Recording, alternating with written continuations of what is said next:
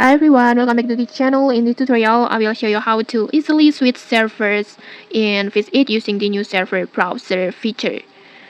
In this latest update, Visit added a really helpful feature that called server browser, and this makes it much easier to find and join the server that you want.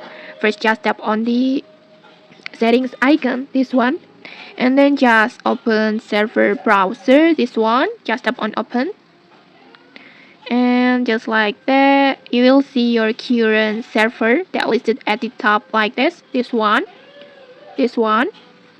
and below that you can browse through global server available around the world. Each server comes with useful information like the country and then average ping, number of players, active event over here, and then and more. And this will help you choose the best server based on what you need. And to switch server, just simply tap on join server over here. And you can also search for a specific server using the search bar over here.